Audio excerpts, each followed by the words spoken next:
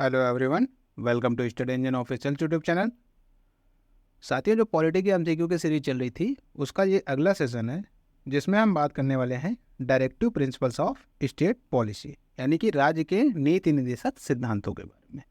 इससे संबंधित जितने भी इम्पोर्टेंट एमसीक्यूज हैं वो हम करेंगे। आइए हम करना प्रारंभ करते हैं क्वेश्चंस। पहला क्वेश्चन हमारा है, the purpose of the inclusion of directive principles of state policy in the Indian constitution is to establish. राज्य के नीति निर्देशक सिद्धांतों को भारतीय संविधान में शामिल किए जाने का उद्देश्य क्या था? ऑप्शंस आपके हैं, political democracy, social democracy, Gandhian democracy, social and economic democracy.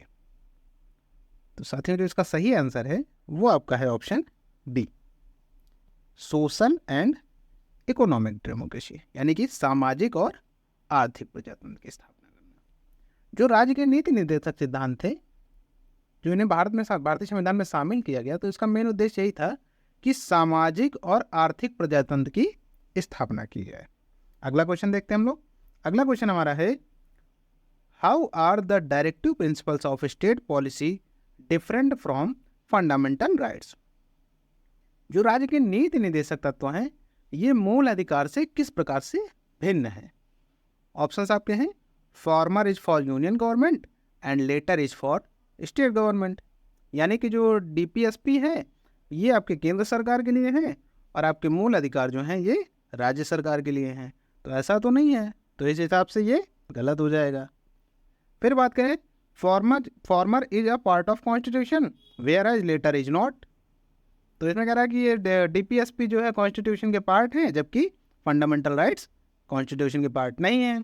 तो ऐसा भी नहीं है, दोनों हैं। भाग 3 में फंडामेंटल राइट्स की बात की गई है, भाग 4 में डीपीएसपी की बात की गई है, यानी कि ये भी गलत हो जाएगा।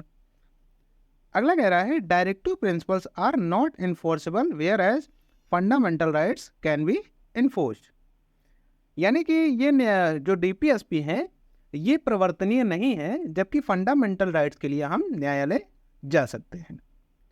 तो ये चीज़ तो सही है, क्योंकि आपने आर्टिकल 32 पढ़ा हुआ है और हाई कोर्ट के लिए आर्टिकल 226 के तहत भी रिट जारी की जा सकती है अगर आपके मूल अधिकारों का हनन हो तो। लेकिन डीपीएसपी में ऐसा नहीं है। डीपीएसपी ऐसा है कि जिसके लिए आप न्यायालय नहीं जा सकती हैं, ठीक है, ये प्रवर्तनीय नहीं है। इस तरह से इसका सी ऑप्शन सही हो जाएगा। Directive principles are not enforceable whereas fundamental rights can be enforced. अगला क्वेश्चन देखते हैं। अगला क्वेश्चन हमारा है, the concept of a welfare, देखिए यहाँ स्टेट मिसिंग है, welfare state included in the constitution of India in the. कल्याणकारी राज्य का जो कॉन्सेप्ट है वो भारतीय संविधान में कहाँ पर रखा गया है? ऑप्शंस आपके हैं, directive principles of state policy यानी DPSP, 4th schedule of the constitution, 4th अनुसूची में, फंडामेंटल राइट्स मूल अधिकार, प्रियम्बल ऑफ द कॉन्स्टिट्यूशन संविधान की प्रस्तावना में। तो जो कल्याणकारी राज्य का कॉन्सेप्ट है, ये जो परिभाषा दी गई है, इसकी बात करें तो ये रखी गई है directive principle of state policy, यानी कि राज्य के नीति निर्देशक तत्वों के अंतर्गत रखी गई है। तो इसका ऑप्शन ए सही हो जाएगा। बात करें कि जो डीपीएसपी है ये कहाँ से कहाँ तक है, तो ये तो पहले रखा गया है संविधान के पार्ट 4 में, आर्टिकल 36 से 51 तक रखा गया है। हालांकि जो प्रस्तावना है आपकी प्रियम्बल है, इसमें भी कुछ ऐसे शब्दों का इस्तेमाल किया गया है जो कि कल्याणकारी राज्य के आदर्श का प्रतीक माने जाते हैं। तो जैसे अगर आपको ऑप्शन ये दिया जाता, इसको सी ऑप्शन में रख लेते हैं प्रियम्बल को, इन दोनों ऑप्शन को अगर किसी लास्ट ऑप्शन में दे देते कि ए एंड सी बोथ, यानी डायरेक्ट डीपीएसपी और प्रियम्बल बोथ अगर दे देता तो वहाँ पे आपको दोनों सही करना है। लेकिन अगर आपको इस तरीके के ऑप्शन दिए हुए हैं तो आप हमेशा प्रेफरेंस डीपीएसपी को ही देंगे, क्योंकि जो कल्याणकारी राज्य की परिभाषा मिलती है, जो कॉन्सेप्ट मिलता है, वो नीति निर्देशक तत्वों के अंतर्गत मिलता है। अगला क्वेश्चन देखते हैं हम लोग। अगला क्वेश्चन हमारा है, the directive principle of state policy may be classified into which of the following parts for the sake of convenient study। जो राज्य के नीति निर्देशक तत्व हैं इन्हें सहज अध्ययन के लिए किस प्रकार भागों में या कौन कौन से भागों में विभाजित किया जा सकता है? ऑप्शंस आपके हैं सोशलिस्ट समाजवादी, लिबरल इंटेलेक्चुअलिस्टिक यानी कि उदार बौद्धिकतावादी, गांधीयन गांधीवादी, ऑल ऑफ द एबव। तो बात करें जो राज्य के नीति निर्देशक तत्व हैं इनके सहज अध्ययन के लिए इनको समाजवादी में भी बांटा जा सकता है, उदार बौद्धिकतावादी में भी बांटा जा सकता है और गांधीवाद में भी बांटा जा सकता है। तो इस प्रकार से इसका डी ऑप्शन सही हो जाएगा यानी कि ऑल ऑफ द एबव। अगला क्वेश्चन देखते हैं। अगला क्वेश्चन हमारा है the directive principle of state policy of the constitution of India is taken from the constitution of which country? जो डीपीएसपी है यानी कि राज्य के नीति निर्देशक तत्व हैं ये कहाँ के किस देश के संविधान से भारतीय संविधान में लिए गए हैं? ऑप्शंस आपके हैं ऑस्ट्रेलिया, अमेरिका, फ्रांस और आयरलैंड। तो साथियों जो इसका सही आंसर है वो आपका है ऑप्शन डी, आयरलैंड। जो directive principle of state policy है ये आयरलैंड के संविधान से भारत के संविधान में लाई गई है। अगला क्वेश्चन देखते हैं। अगला क्वेश्चन हमारा है equal pay for equal work has been ensured in the Indian constitution as one of the. समान कार्य के लिए समान वेतन भारतीय संविधान में किसके अंतर्गत रखा गया है? ऑप्शंस आपके हैं fundamental rights, directive principles of state policy, fundamental duties, economic rights. कुछ लोगों के दिमाग में आ रहा है कि रुपए पैसे की बात हो रही है तो कहीं ऐसा तो नहीं है ये आर्थिक अधिकार है यानी इकोनॉमिक राइट है। ऐसा नहीं है। जो equal pay for equal work रखा गया है वो डीपीएसपी के अंतर्गत रखा गया है यानी कि option B directive principles of state policy के अंतर्गत रखा गया है। संविधान का अनुच्छेद जो 39 है आर्टिकल 39D, 39 में जो सब पार्ट हैं उनमें से आर्टिकल 39D है, उसमें यह प्रावधान किया गया है कि चाहे स्त्री हो या पुरुष हो दोनों समान कार्य करेंगे तो उन्हें समान वेतन मिलना चाहिए। ऐसी जो आपकी जो ऐसा जो रखा गया है ये प्रावधान ये राज्य के नीति निर्देशक तत्वों के अंतर्गत रखा गया है। ऐसा नहीं है कि स्त्री भी वही काम सेम कर रही है, सेम एफिशिएंसी से कर रही है और उसके लिए आपका वेतन अलग है और पुरुष के लिए वेतन अलग है। समानता की बात की गई है तो दोनों को समान वेतन मिलेगा, समान कार्य के लिए समान वेतन। और ऐसी बात डीपीएसपी में की गई है आर्टिकल 39D के अंतर्गत। अगला क्वेश्चन देखते हैं हम लोग। अगला क्वेश्चन हमारा है which one of the following articles direct state government to organise village panchayat? निम्न में से कौन सा अनुच्छेद जो आपकी स्टेट गवर्नमेंट है, प्रदेश सरकार है, उसे पंचायती राज के गठन के लिए फॉलो बोलती है, डायरेक्ट करती है? ऑप्शंस आपके हैं आर्टिकल 32, आर्टिकल 40, आर्टिकल 48 और आर्टिकल 51। तो जो बात करें पंचायती राज की जो व्यवस्था की गई है वो नीति निर्देशक तत्वों के अंतर्गत की गई है और आर्टिकल 40 के अंतर्गत की गई है। इसे गांधीवाद भी कहा जाता है, ठीक है, इसे गांधीवादी नीति निर्देशक तत्व भी कहा जाता है। तो इसका ऑप्शन कौन सा सही हो जाएगा? B, article 40। बात करें अनुच्छेद 40 कहता क्या है? अनुच्छेद 40 कहता है कि जो राज्य है ग्राम पंचायतों का संगठन करने के लिए एक कदम उठाएगा और उनको ऐसी शक्तियां व अधिकार प्रदान करेगा जो उन्हें स्वायत्त साधन यानी सेल्फ गवर्नमेंट की इकाइयों के रूप में कार्य करने के योग्य बनाने के लिए आवश्यक है। उन्हें ऐसी पावर्स देगा कि वो सेल्फ गवर्नमेंट रूल कर सकें। जैसा कि आप देखते हैं कि आपका चाहे वो नगर के लेवल पे हो या आपका जो है नगर पालिका है, महानगर है या ग्राम पंचायतें हैं, इन सब चीज़ों के लिए अलग अलग सेल्फ गवर्नमेंट की बात की गई है। तो उसी में कहा गया है कि जो विलेज पंचायतें यानी ग्राम पंचायतें जो हैं उनकी बात किस में की गई है? तो वो की गई है आर्टिकल 40 में। अगला क्वेश्चन देखते हैं हम लोग। अगला क्वेश्चन हमारा है MNREGA scheme has been launched as part of implementing which one of the following article of the Indian constitution? एक मनरेगा स्कीम जो है वो संविधान के किस अनुच्छेद के तहत जो है इम्प्लीमेंट की गई है? जो लॉन्च की गई स्कीम मनरेगा वो संविधान के किस अनुच्छेद के तहत इम्प्लीमेंट की गई है? ऑप्शंस आपके हैं आर्टिकल 43, आर्टिकल 45, आर्टिकल 47, आर्टिकल 50। तो साथियों जो इसका सही आंसर है वो आपका है ऑप्शन ए, आर्टिकल 43। अनुच्छेद 43 के अनुसार जो कर्मकार हैं यानी जो मजदूर हैं उनके लिए निर्वाह मजदूरी का प्रावधान किया गया। उसी के तहत ये एक स्कीम निकल कर आई थी, मनरेगा। निर्वाह मजदूरी क्या होगी? निर्वाह मजदूरी आपकी होती है रोटी, कपड़ा और मकान, यानी कि काम करेंगे उसके बदले इतनी राशि दी जाएगी कि उनका रोटी, कपड़ा और मकान का खर्च चल सके। ये बात की गई है आर्टिकल 43 में। अगला क्वेश्चन देखते हैं। अगला क्वेश्चन हमारा है, which article of the constitution of India has the provision of participation of worker in management of industry?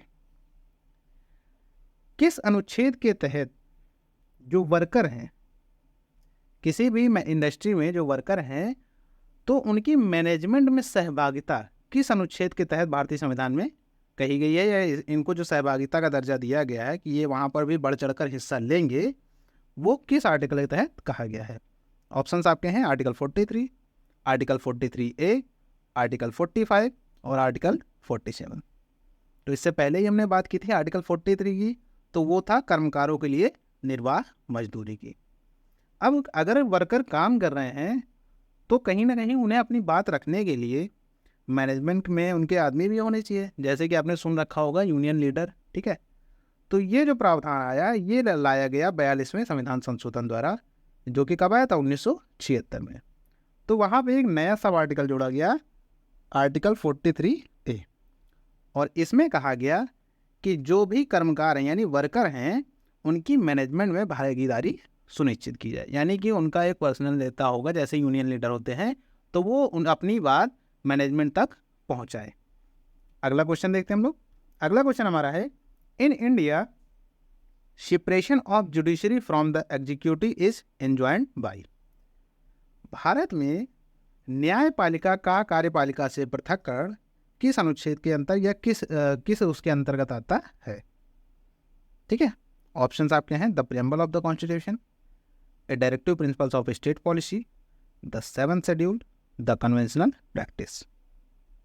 तो साथियों इसका जो सही आंसर है वो आपका है option B, a directive principle of state policy. संविधान का जो अनुच्छेद 50 है, अनुच्छेद 50 में बात की गई है न्यायपालिका का कार्यपालिका से पृथककरण। अगला क्वेश्चन देखते हैं। अगला क्वेश्चन हमारा है, which part of the Indian constitution refers to the responsibility of the state towards international peace and security? संविधान का कौन सा भाग अंतर्राष्ट्रीय शांति व सुरक्षा की अभिवृद्धि के बारे में बात करता है? ऑप्शंस है आपके, fundamental rights, fundamental duties, directive principles of state policy, preamble of the constitution. तो साथियों इसका भी जो सही आंसर है वो आपका है ऑप्शन सी, यानी DPSP, directive principle of state policy. तो जो बात की गई है अंतर्राष्ट्रीय शांति व सुरक्षा की अभिवृद्धि की वो आपकी किसमें की गई है? आपकी आर्टिकल 51। आर्टिकल 51 में अंतर्राष्ट्रीय शांति व सुरक्षा की अभिवृद्धि का उल्लेख किया गया है, जैसे कि आपका जो आसपास के जो विदेशी देश हैं उनसे आपके संबंध कैसे हैं, व्यवहार कैसा है, ठीक है। ये सारी बातें जो की गई हैं ये आर्टिकल 51 में की गई हैं। अगला क्वेश्चन देखते हैं। अगला क्वेश्चन हमारा है, which one of the following is not a directive principle of state policy? इनमें से कौन राज्य का नीति निर्देशक सिद्धांत नहीं है? ऑप्शंस आपके हैं, prohibition of the consumption of intoxicating drink, यानी कि शराब, मदिरा आदि पे निषेध, काउ प्रोटेक्शन, गौ संरक्षण, एनवायरनमेंट प्रोटेक्शन, पर्यावरण संरक्षण, free education to children up to the age of 14, 14 साल तक के बच्चों को निःशुल्क शिक्षा। तो बात करें कि जो आपका ये चौथा ऑप्शन है, डी ऑप्शन, पहले ये DPSP में आता था, आर्टिकल 45 के तहत ये DPSP में आता था, लेकिन बाद में इसको यहाँ से उठाकर एक संशोधन किया गया जब 86वां संविधान संशोधन हुआ,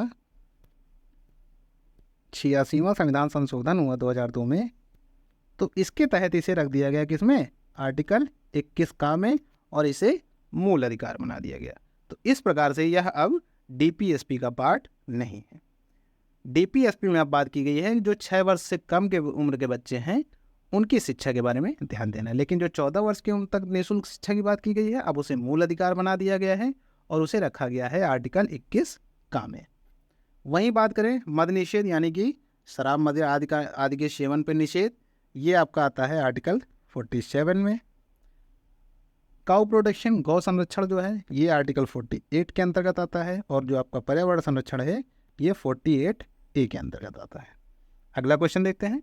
अगला क्वेश्चन हमारा है which of the following directive principles of state policy was added to the constitution at a later date.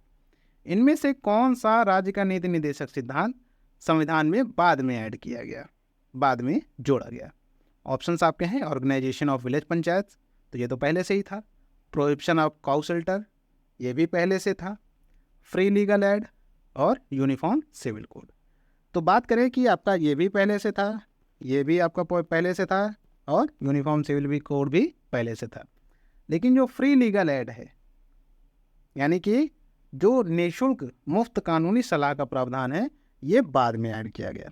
तो इसका कौन सा ऑप्शन सही हो जाएगा? ऑप्शन सी सही हो जाएगा। इसे जो जोड़ा गया, इसे जोड़ा गया 42वें संविधान संशोधन 1976 द्वारा। और कहाँ पर जोड़ा गया? DPSP में, यानी कि भाग 4 में 39 का के अंतर्गत एक अनुच्छेद ऐड किया गया 39 का। उसके तहत ये प्रावधान किया गया कि जो भी गरीब लोग हैं उनके लिए मुफ्त कानूनी सलाह का प्रावधान सरकार करेगी। अगला क्वेश्चन देखते हैं। अगला क्वेश्चन हमारा है which one of the following is a directive principles of the state policy. निम्न में से कौन राज्य का नीति निर्देशक सिद्धांत है?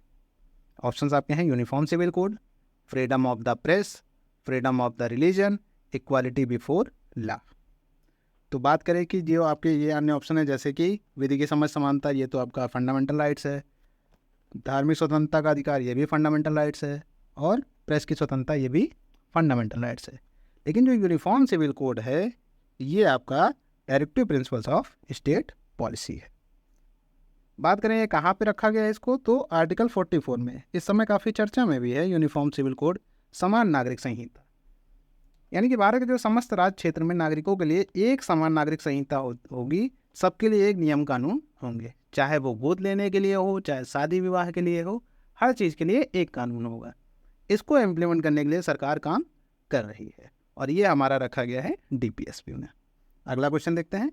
अगला क्वेश्चन हमारा है the directive principles of state policy is a cheque which is paid on bank's convenience, who said it. किसने कहा था कि जो राज्य के नीति निर्देशक सिद्धांत हैं ये एक ऐसा चेक है जो बैंक अपनी सुविधानुसार, बैंक की सुविधानुसार अदा किया जाता है। यानी कि जब बैंक चाहेगी, उसे सुविधा समझ में आएगी तो वो इसे इशू कर लेगी। ऐसा किसने कहा है?